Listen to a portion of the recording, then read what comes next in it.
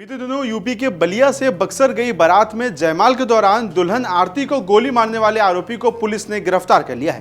गिरफ्तारी के बाद आरोपी ने जुर्म कबूला और हर एक चीज बताई है कि आखिर उसने इस घटना को अंजाम क्यों दिया। लेकिन इसी बीच अब उस दूल्हे का भी बयान सामने आ गया है जो उस समय दुल्हन के साथ स्टेज पर मौजूद था। उस समय सिरफिरे आशिक के द्वारा किए गए हमले में बाल बचे दूल्हे का नाम अविनाश सहनी है। अविनाश इस पूरे घटनाक्रम के बाद काफी डरे सहमे हुए हैं। हालत यह है कि अविनाश का कहना है कि अब वो जिंदगी भर कभी शादी नहीं करेंगे। वहीं दूल्हे के पिता ब्रजकिशोर साहनी ने बताया है कि इस घटना के बाद पूरा परिवार मानसिक तनाव में है। उन्होंने कहा कि शादी के सभी कार्यक्रमों में करीब 2.5 लाख रुपए खर्च हो चुके हैं। उन्होंने कहा कि ये राहत की बात है कि घटना बारात के दौरान ही हो गई, नहीं तो आगे और बड़ी परेशानी हो सकती थी। परिजनों ने बताया कि वारदात से पहले आरोपी प्रेमी ने एक रील बनाई थी जिसमें गाना लगाया था, जिस गाने के बोल थे कि तू मेरी ना हो सकी तो क्या हुआ, मैं तुम्हें किसी और का नहीं होने दूंगा, तुम्हारे घर वाले जहां भी शादी करेंगे मैं उस दूल्हे को भी मार दूंगा। वहीं इस पूरे मामले पर पुलिस ने आरोपी को गिरफ्तार कर लिया है। आरोपी ने पुलिस के सामने सारा कबूलनामा करते हुए ये बताया है कि बक्सर के मल्ला टोला में आरोपी दीनबंधु और आरती सिर्फ 150 मीटर की दूरी पर रहते थे। पुलिस को दिए अपने बयान में आरोपी ने बताया कि वो बचपन में साथ खेलते थे, लेकिन जैसे ही आरती 6 साल की हुई उसके पिता ने उस पर रोक लगा दी।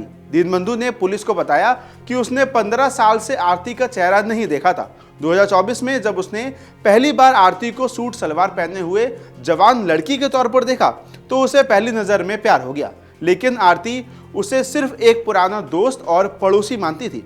साल 2024 में ही दीनबंधु ने बीच सड़क पर आरती को प्रपोज किया, लेकिन उसने साफ मना कर दिया। दीनबंधु के मुताबिक आरती ने मना करने पर उसे लगा जैसे उसकी दुनिया खत्म हो गई हो और तभी से बदले का सिलसिला शुरू हो गया। मना करने के बाद दीनबंधु का बर्ताव बदल गया। वो आरती का पीछा करने लगा और उसकी गतिविधि पर नजर रखने लगा।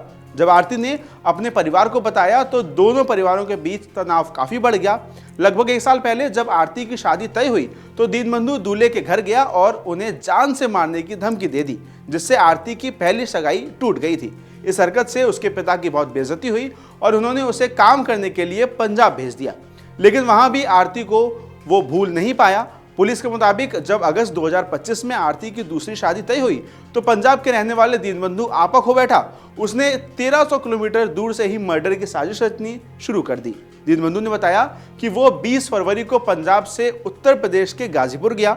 वहां उसने 32,000 रुपए में एक पिस्टल खरीदी।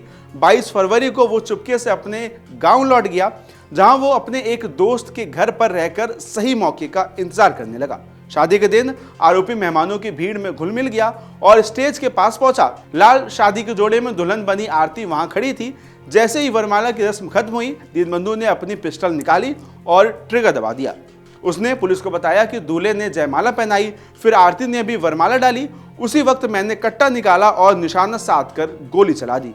मैं उसे जान से मारना चाहता था। निशाना सीने पर था, लेकिन गोली पेट में लग गई।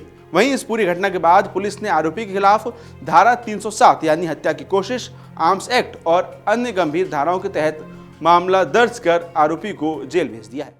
आपके राज्य की खबरें, आपके शहर की खबरें सबसे पहले जानने के लिए देखते रहें अमर उजाला। चैनल को सब्सक्राइब जरूर कर लें और पाएं हर अपडेट।